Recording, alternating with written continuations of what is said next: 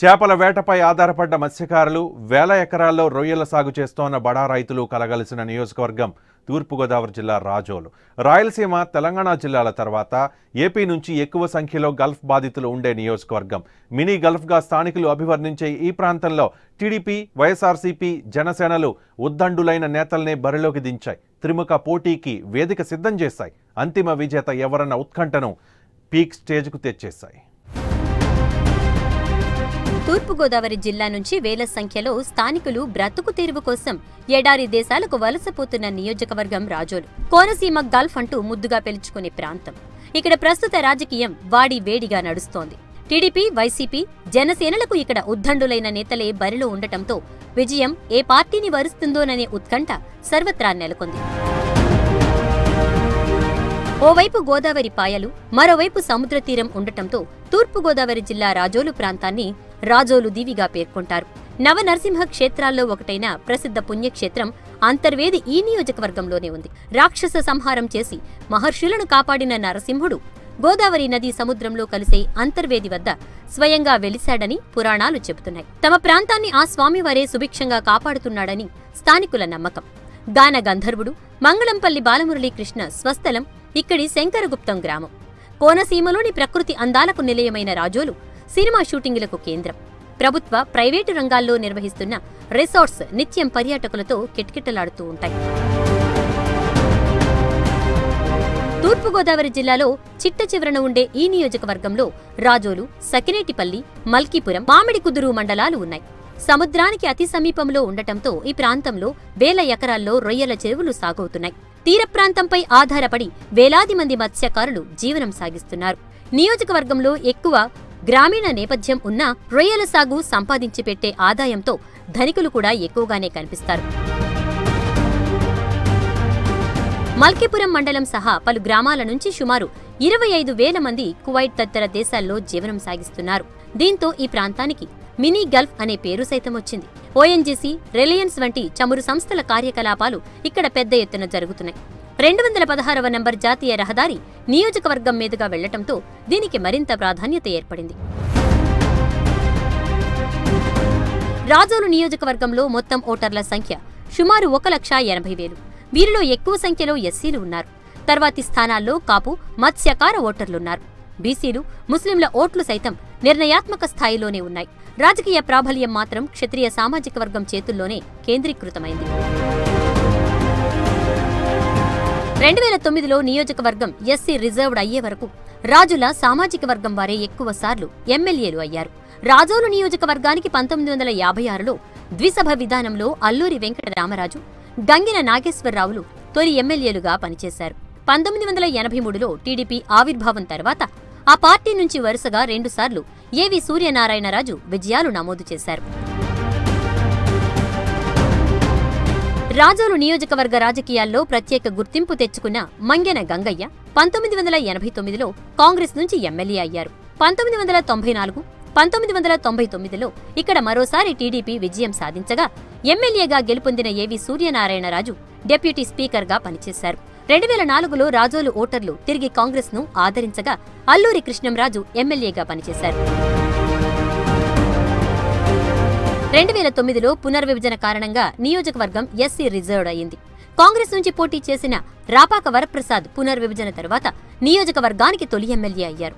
నియోజకవర్గంలో ప్రత్యేక గుర్తింపు తెచ్చుకున్న రాపాక వరప్రసాద్ విభజన పరిణామాలతో కాంగ్రెస్ కు గుడ్ బై చెప్పి 4.5 ఏళ్లుగా రాజకీయాలకు దూరంగా ఉంటూ ఇటీవలే జనసేనలో చేరారు. 2014 ఎన్నికల్లో రాజోలు నియోజకవర్గానికి అనుకోని అతిథిలా వచ్చిన మాజీ మంత్రి గొల్లపల్లి సూర్యారావు అనూహ్య విజయాన్ని సాధించారు. అంతకుముందు కోనసీమలోని కొత్తపేట, అమలాపురం, అల్లవరం నియోజకవర్గాలకు ఎమ్మెల్యేగా పనిచేసిన గొల్లపల్లికి టీడీపీ అధిష్టానం చివరి నిమిషంలో రాజోలు టికెట్ ఇచ్చింది. పార్టీ హవాతో పాటు తనకున్న గుర్తింపుతో 4,600 ఓట్ల మెజారిటీతో వైఎస్ఆర్సీపీ అభ్యర్థి రాజేశ్వరరావుపై సూర్యారావు విజయం సాధించారు. గతంలో 2 సార్లు మంత్రిగా పనిచేసిన గొల్లపల్లికి ప్రస్తుత చంద్రబాబు హయాంలో ఛాన్స్ వచ్చే అవకాశాలు కనిపించినా చివరికి కేబినెట్లో అవకాశం దక్కలేదు. 2019లో కూడా రాజోలు ఎమ్మెల్యే టికెట్ను చంద్రబాబు గొల్లపల్లికే కేటాయించారు. మళ్లీ నాదే గెలుపు అన్న ధీమాలో గొల్లపల్లి ఉన్నారు. చేసిన అభివృద్ధి చంద్రబాబు పాలనే మళ్లీ తనను ఎమ్మెల్యేను చేస్తుందని గొల్లపల్లి వెల్లడిస్తున్నారు. ఇక అభివృద్ధి అనే మాటకు వచ్చేసరికి మరి మీరు గడిచినటువంటి 40 సంవత్సరాలతో ఒకసారి పోల్చుకున్నా, లేకపోతే 40 సంవత్సరాల నుంచి గ్రామ స్థాయిలో ఉన్నటువంటి అనేక మంది నాయకులు ఒక్కసారి ఆలోచిస్తే మీ గ్రామాల్లో గత 40 సంవత్సరాల నుంచి లేకపోతే గత 10-20 సంవత్సరాల నుంచి నేను వచ్చిన ఈ 5 సంవత్సరాల నుంచి ఒకసారి మీరందరూ బేరీజ్ వేసుకుంటే గ్రామాల్లో ఎంత అభివృద్ధి చేశాననేది ప్రతి ఒక్కరికి తెలుసు. 1 కాదు 2 కాదు, అన్ని రంగాల్లోనూ కూడా. ఉదాహరణ చెప్పుకోవాలంటే చింతలమూరి శంకరగుప్తం ఎత్తిపోతల పథకం 4,000 ఎకరాల భూమిని వేళ మనం సాగులోకి తీసుకొచ్చాం. అదే కాకుండా సుమారు 20,000 మంది మత్స్యకారులు వాళ్ళ యొక్క జీవన విధానంలో ఒక ఆర్థికపరమైనటువంటి అభివృద్ధిని సాధించడం కోసం, చూడడం కోసం మినీ ఫిషింగ్ హార్బర్ని పల్లిపరులు మనం నిర్మించుకున్నాం.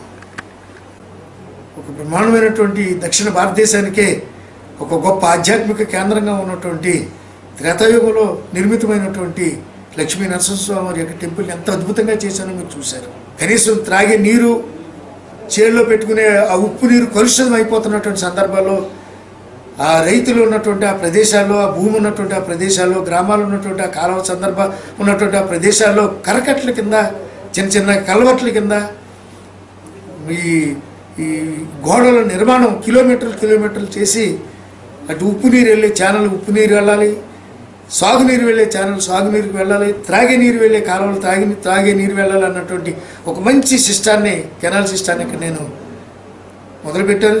కోనసీమలో అతిపెద్ద నియోజకవర్గం రాజోలు నుంచి 2014లో ఎమ్మెల్యేగా గెలుపొందిన గొల్లపల్లి సూర్యారావు గతంలో 4 సార్లు ఎమ్మెల్యేగా 2 సార్లు మంత్రిగా పనిచేసిన అనుభవాన్ని ఉపయోగించి మౌలిక సదుపాయాలపై దృష్టి పెట్టారు. 4 మండలాల్లో సుమారు 700 సిమెంట్ రోడ్లు, వైనతేయి నదిపై వంతెన సహా సుదీర్ఘకాలంగా పెండింగ్లో ఉన్న 9 చోట్ల వారధుల నిర్మాణం, శంకరగుప్తం ఎత్తిపోతల స్కీమ్, అంతర్వేది వద్ద మినీ హార్బర్ వంటి అభివృద్ధి పనుల జాబితాను వివరిస్తున్నారు. గొల్లపల్లి సూర్య గెలిచిన తర్వాత రాజోలు నియోజకవర్గాన్ని పూర్తిగా దరిదాపులో క్రీస్తు శకము అనే మాట నుంచి గొల్లపల్లి శకం గారికి తీసుకొచ్చేసారు. అంటే దరిదాపుల్లో రాజోనగరంలో 80% వర్కులు ఏంటంటే మన ఉప్పుకాల వంతుల మీద బ్రిడ్జిలు కానివ్వండి, తర్వాత బాడ్రే వంతులు కానివ్వండి, మల్కిపురం సెంటర్లో ప్రధానంగా మోకాల నీటిలో ఉన్న సీసీ రోడ్ వేయటం కానివ్వండి, జగ్గనపేట సెంటర్లో సీసీ రోడ్ కానివ్వండి, ఇలాంటి ఆల్మోస్ట్ తర్వాత శంకరగుప్తంలో ఎత్తిపోతల పథకం కానీ ఇలాంటి మెయిన్ వర్క్లన్నీ కూడా ఆల్మోస్ట్ ఈరోజు రాజోలు నియోజకవర్గం 80% మెయిన్ మేజర్ వర్క్లన్నీ అయిపోవడం జరిగింది.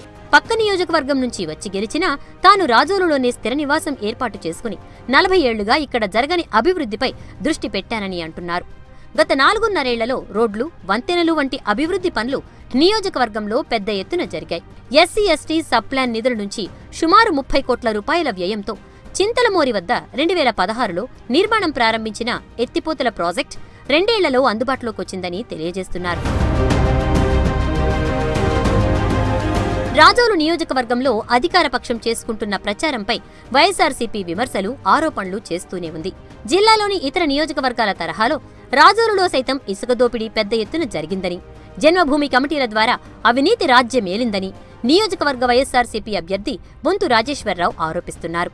రాజోలు ఆసుపత్రి అభివృద్ధిని ఎమ్మెల్యే గొల్లపల్లి పట్టించుకోలేదని, వైఎస్ హయాంలో ఏర్పాటు చేసిన మంచినీటి ప్రాజెక్టుల నిర్వహణను సైతం నిర్లక్ష్యం చేశారన్నారు. ఓఎన్జీసీ వంటి చమురు సంస్థల నుంచి నియోజకవర్గ అభివృద్ధి నిధులు సైతం పూర్తిగా సాధించలేదని సిట్టింగ్ ఎమ్మెల్యేలను విమర్శిస్తున్నారు.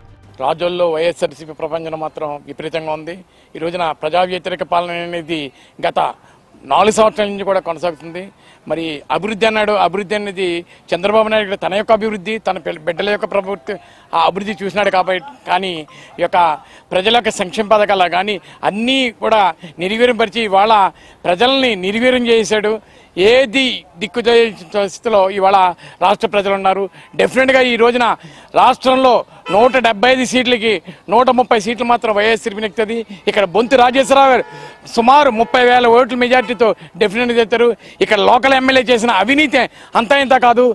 రోడ్లలో కానీ, అదే కదా ఇసుక తవ్వకాల్లో కానీ, సముద్రపారులో ఉన్న ఇసుక కానీ అక్రమంగా ఆయన తరలించిన వ్యక్తి. ఇవాళ అతనికి ఓటేయాలంటే ప్రజలు అసహించుకుంటున్నారు. డెఫినెట్గా ఇక్కడ వైఎస్ఆర్సీపీ పార్టీ మాత్రం డెఫినెట్ నెక్కుతుంది. ఉమ్మడి ఆంధ్రప్రదేశ్ ఇరిగేషన్ శాఖలో ఇంజనీర్ అండ్ చీఫ్ గా పనిచేసిన బొంతు రాజేశ్వరరావు నాటి ముఖ్యమంత్రి వైఎస్ కు సన్నిహితులుగా ముద్ర వేసుకున్నారు. పదవీ విరమణ అనంతరం జగన్ వెంట నడిచి రాజోలు నియోజకవర్గ పార్టీ బాధ్యతలు నిర్వహిస్తున్నారు. అయితే బొంతుతో ఏర్పడిన విభేదాల కారణంగా ఇక్కడ వైఎస్ఆర్సీపీ ముఖ్య నేతగా ఉన్న మాజీ ఎమ్మెల్యే అల్లూరి కృష్ణంరాజు పార్టీకి గుడ్ బై చెప్పారు. నియోజకవర్గంలో అధిక సంఖ్యలో ఎస్సీ ఓటర్లు ఉండటం వైఎస్ఆర్సీపీకి కలిసొచ్చే అంశం కాగా క్షత్రియ సామాజిక వర్గం నుంచి మద్దతు తగ్గిందనే అంచనాలు ఉన్నాయి. కానీ ఈసారి తన గెలుపు ఖాయమని రాజేశ్వరరావు ధీమాగా ఉన్నారు. రాజోలు అసెంబ్లీ నియోజకవర్గంలో జనసేన పార్టీ ప్రాబల్యంపైన అంచనాలు ఎక్కువగానే ఉన్నాయి. కాపు సామాజిక వర్గం ఓట్లు సహా మాజీ ఎమ్మెల్యే రాపాక వరప్రసాద్ జనసేనలో చేరటంతో పార్టీకి విజయావకాశాలు ఖాయమనే మాట సైతం వినిపిస్తోంది. రాజోలు రాజకీయాల్లో మాజీ ఎమ్మెల్యే రాపాక ప్రత్యేక గుర్తింపు తెచ్చుకున్నా నియోజకవర్గంలోని 2 ప్రధాన సామాజిక వర్గాల వారు ఓటింగ్ విషయంలో ఒక్క తాటిపైకి రావడమే ఇక్కడ జనసేన విజయానికి కీలకం కానుంది. రాపాకకు టికెట్ ఖరారు కావడంతో ఆయన జోరుగా ప్రచారం సాగిస్తున్నారు. అమరావతిలో సీఎంగా పవన్, నియోజకవర్గంలో ఎమ్మెల్యేగా తాను వ్యవహరించడం ఖాయమంటూ ధీమా వ్యక్తం చేస్తున్నారు. రాజోలు నియోజకవర్గంలో జనసేన పార్టీ తప్పనిసరిగా విజయం సాధిస్తుంది. ఓ మోస్తరు విజయం కాదు, భారీ మెజార్టీతో ఇక్కడ గెలవబోతున్నాం. దానికి ఇక్కడ ఉన్నటువంటి పరిస్థితులు, గతంలో నేను 5 సంవత్సరాలు కాంగ్రెస్ పార్టీగా ఎమ్మెల్యేగా ఉండడం జరిగింది. కాంగ్రెస్ పార్టీలో మరి ఆ సమయంలో నేను చేసినటువంటి పనులు, నేను తీసుకున్నటువంటి నిర్ణయాలు, ప్రజోపయోగమైనటువంటి నిర్ణయాలు కొన్ని తీసుకోవడం జరిగింది. కేవలం రాజకీయం కోసం కాకుండా సంపాదన ధ్యేయంగా వేళ కొంతమంది పనిచేస్తూ ఉన్నారు.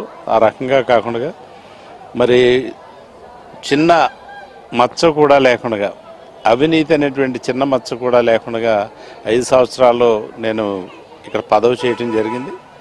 5 సంవత్సరాల తర్వాత కూడా మరి కాంగ్రెస్ పార్టీ కొన్ని కారణాల వల్ల కాంగ్రెస్ పార్టీ ఇక్కడ లేకపోవడంతో నేను పోటీ చేయలేదు. మళ్ళీ ఇప్పుడు జనసేన పార్టీ తరఫు నుంచి నాకు ఆహ్వానం వచ్చింది. జనసేన పార్టీ తరఫు నుంచి నేను పోటీ చేస్తున్నాను, ఇక్కడ గెలుస్తాననే ధీమా పూర్తిగా నాకుంది. ఈరోజు రాజోలు, గన్నవరం నియోజకవర్గాల్లో పవన్ కళ్యాణ్ గారు స్థాపించినటువంటి జనసేన పార్టీ యొక్క విధి విధానాలతోటి చాలామంది జనసేన పార్టీకి సపోర్ట్ చేయడానికి సిద్ధంగా ఉన్నారు. అలాగే ఆయన పెట్టినటువంటి 7 విధానాలను కానీ, అలాగే ఆయన యొక్క నీతి నిజాయితీకి ఆయన కోరుకునేది ఏంటంటే ఫస్ట్ మార్పు కావాలని కోరుకుంటున్నారు. కాబట్టి ప్రతి ఒక్కరిలో కూడా ఈ రోజున కొత్తగా వచ్చినటువంటి అవినీతి రహిత పాలన అందిస్తానన్నటువంటి పవన్ కళ్యాణ్ గారి యొక్క సిద్ధాంతాలను నమ్మి ఆ జనసేన పార్టీకి ఓటేయడానికి సిద్ధంగా ఉన్నారు. రాజోలు అసెంబ్లీ నియోజకవర్గం ఏర్పడిన నాటి నుంచి సామాజిక సమీకరణాలతో సంబంధం లేకుండా తమ ఎమ్మెల్యేని గెలిపించుకునే సాంప్రదాయాన్ని ఓటర్లు పాటిస్తున్నారు. ఈ నేపథ్యంలో రానున్న ఎన్నికల్లోనూ అదే ట్రెండ్ కొనసాగితే సిట్టింగే నెగ్గుకు వస్తారా, వైఎస్ఆర్సీపీకో జనసేన వైపుకో ప్రజలు మొగ్గు చూపుతారా అనే ఉత్కంఠ నెలకొంది.